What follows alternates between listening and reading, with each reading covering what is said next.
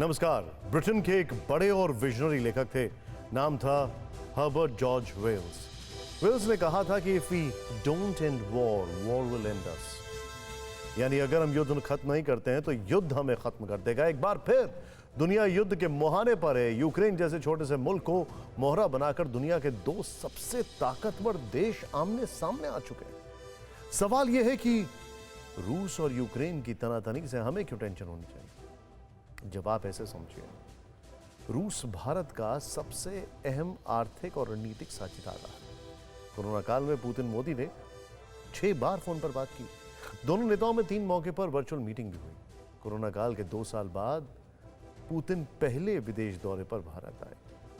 भारत को हथियारों की सप्लाई करने वाला रूस सबसे बड़ा देश है। भारतीय सेना में 60% हथियारों का हिस्सेदारी रूस की है। रूस से भारत को S-400 मिसाइल डिफेंस सिस्टम मिल रहा है।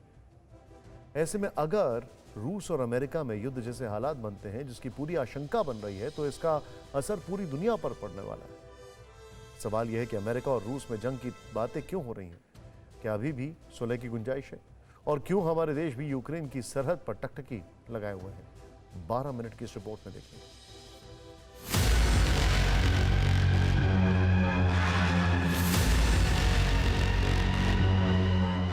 Ну, а что касается международного сообщества, я думаю, что все-таки нам нужна поддержка больше.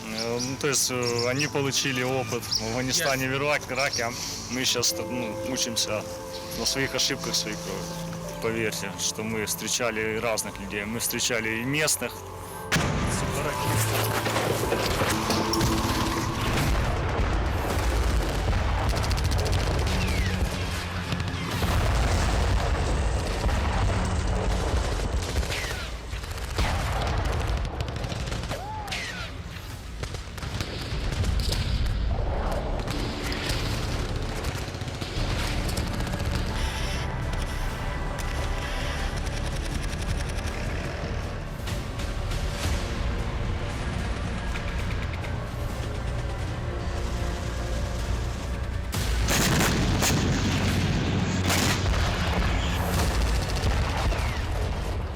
हिंदुस्तान की सरहद से करीब 5000 किलोमीटर के फासले पर जो बॉर्डर है, उसकी हर सुबह का आगाज इसी तरह होता है।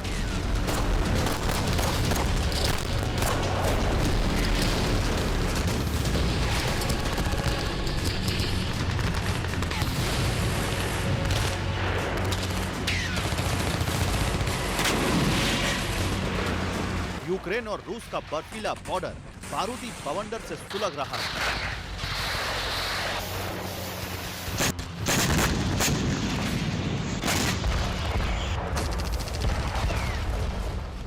न जाने किस घड़ी मौत से साक्षात्कार हो जाए, कोई नहीं जानता।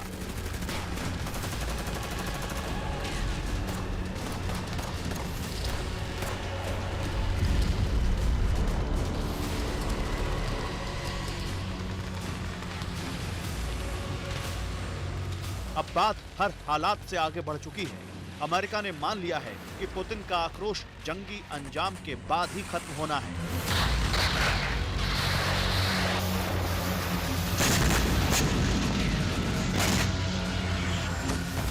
David, I'm not so sure he has certain what he's going to do.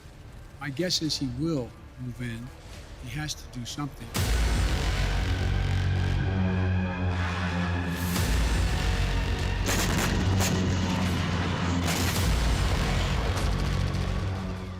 दुनिया के सबसे ताकतवर मुल्क का प्रेसिडेंट बनने के ठीक साल भर बाद बाइडेन के सामने बड़ी चुनौती आ चुकी है।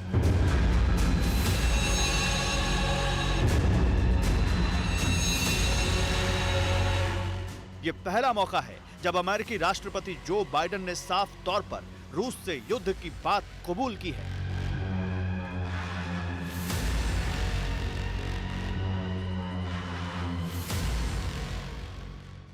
Do I think he'll test the West, test the United States and NATO as significantly as he can? Yes, I think he will. But I think he'll pay a serious and dear price for it that he doesn't think now will cost him what it's going to cost him.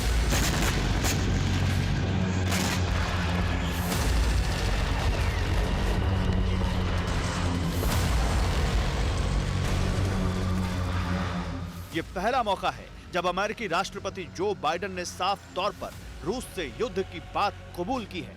Biden ने यह भी कहा है कि Putin Ukraine में कुछ ही दूर तक सेना भेज सकते हैं, वो पूरी तरह से देश पर आक्रमण नहीं करेंगे।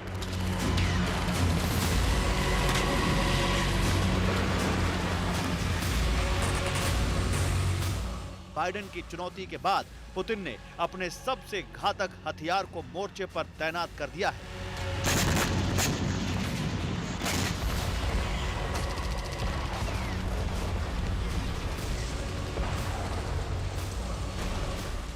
रूस ने बड़े पैमाने पर अपनी इस्कंदर मिसाइलों को यूक्रेन की सीमा पर तैनात कर दिया है।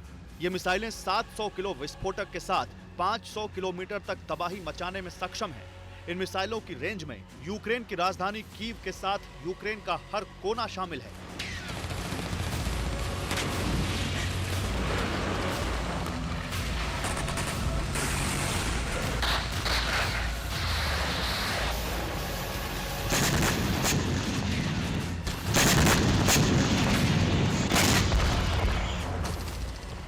अमेरिकी इंटेलिजेंस को लगता है कि रूसी सेना इस बात का इंतजार कर रही है कि बॉर्डर एरिया में बर्फ पूरी तरह जम जाए, जिससे रूस को सैनिक और आर्टिलरी को मूव करने में आसानी होगी।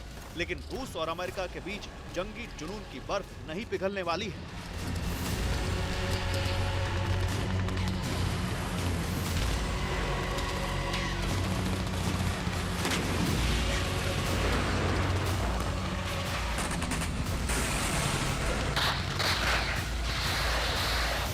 पुतिन ने बाइडेन और नेटो की हर बात मानने से इनकार कर दिया है।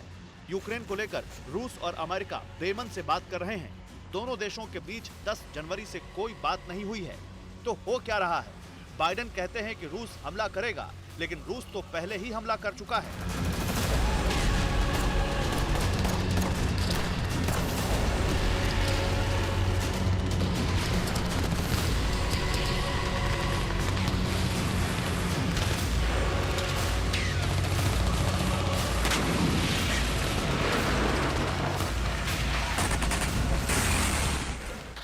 आसमानी कैमरे में कैद रूस के इस फौजी जमावड़े को देखिए।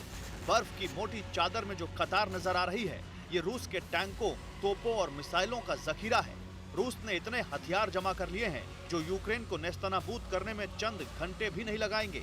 लेकिन 3 सवालों का जवाब जानना जरूरी है।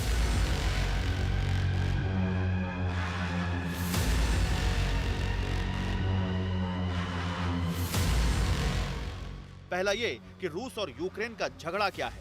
रूस और अमेरिका में जंग होती है तो नतीजा क्या हो सकता है। तीसरा ये कि रूस और अमेरिका लड़ते हैं तो लड़ें, हमें इससे क्या फर्क पड़ सकता है।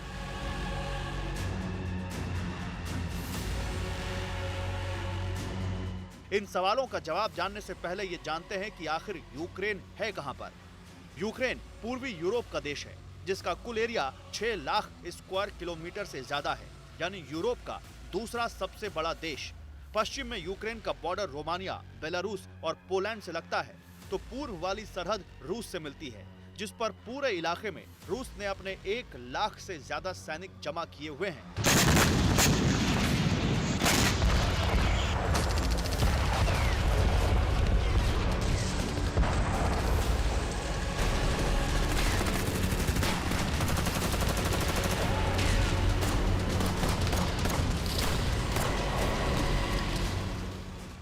अब बारी पहले सवाल का जवाब जानने की। सवाल ये कि रूस और यूक्रेन का झगड़ा क्या है। जवाब है यूक्रेन के करीब एक छोटा सा द्वीप क्रीमिया। नक्शे में देखेंगे तो यूक्रेन के दक्षिण में जो छोटा सा द्वीप नजर आता है, यही क्रीमिया है। 1950 के दशक तक क्रीमिया सोवियत संघ का हिस्सा हुआ करता था। 1954 में यूक्रेन को क्रीमिया गिफ्ट के तौर पर दे दिया गया। 1991 में सोवियत संघ के टुकड़े हुए तो क्रीमिया ने भी खुद को आजाद मुल्क घोषित कर दिया। रूस की ताकत तब इतनी नहीं थी कि वो विरोध कर पाता, इसलिए मन मसोस कर रहना पड़ा। लेकिन पुतिन तो पावरफुल है, इसीलिए 2014 में पुतिन ने यूक्रेन पर हमले का ऑर्डर दे दिया। चंद दिन की लड़ाई में रूस ने यूक्रेन से क्रीमिया वापस ले लिया।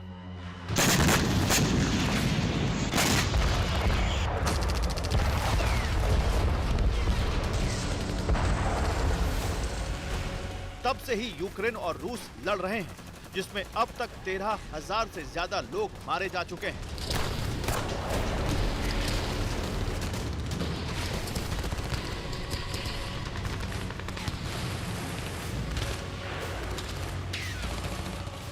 लेकिन इस बार मसला बेहद सीरियस हो चुका है, इसलिए रूस नेटो के 30 से ज्यादा देशों से अकेले जंग लड़ने को तैयार है।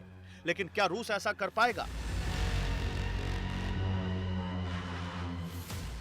यूक्रेन अब रूस के लिए गले की फांस बन चुका है। अगर रूस हमला करता है तो महायुद्ध तय है, लेकिन अगर रूस हमला नहीं करता है तो ऐसे में पुतिन को धौंस दिखाने वाला नेता करार दे दिया जाएगा।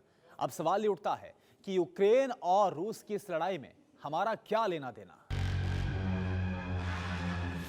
इस सवाल का जवाब इन तस्वीरों से लगाया जा सकता है।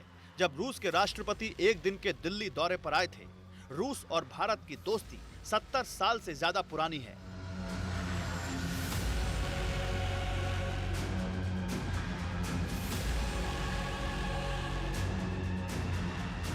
रूस भारत का सबसे मजबूत साझेदार है। भारत की हर मुश्किल में रूस हमेशा ही साथ खड़ा रहा। इसी तरह यूक्रेन से भी भारत के रिश्ते बहुत बेहतर हैं। यूक्रेन से भारत के आर्थिक और रक्षा समझौते हैं।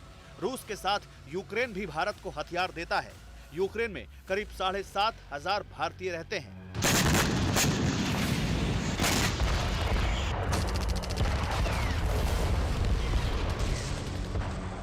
ऐसे में अगर जंग के हालात बनते हैं तो दोनों देशों के साथ भारत के रिश्तों पर असर पड़ सकता है।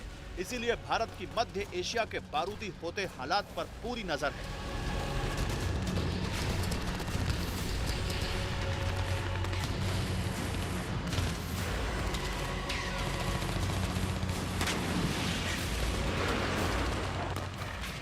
इस बीच रूस ने अपने टैंकों के जखीरे को यूक्रेन की तरफ रवाना कर दिया है।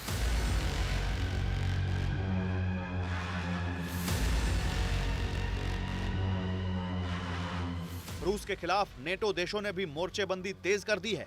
ब्रिटेन ने यूक्रेन के समर्थन में अपने फाइटर जेट उतार दिए हैं। नेटो के बाकी देश भी अपनी फौज भेजने की तैयारी कर रहे हैं।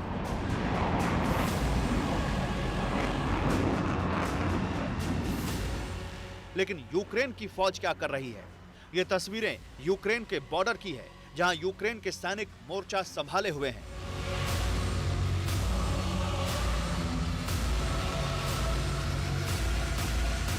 इस जगह से ठीक 80 मीटर के फासले पर रूस की तोपों का मुंह यूक्रेन की तरफ है।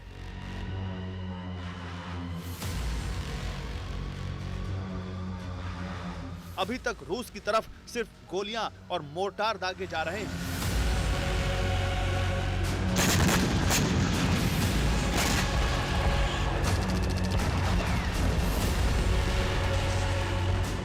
लेकिन दुनिया इस खौफ में है कि अगर ये तनाव बढ़कर युद्ध की दहलीज तक पहुंचा तो इसकी आग पूरे यूरोप ही नहीं बल्कि दुनिया के बड़े हिस्से में फैलनी तय है।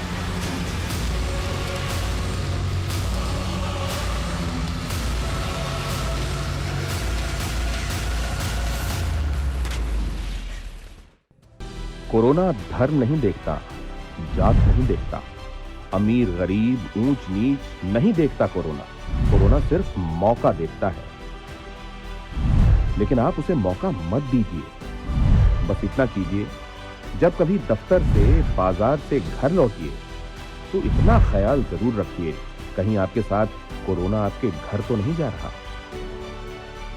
भूलिए मत, कोरोना अभी जिंदा है।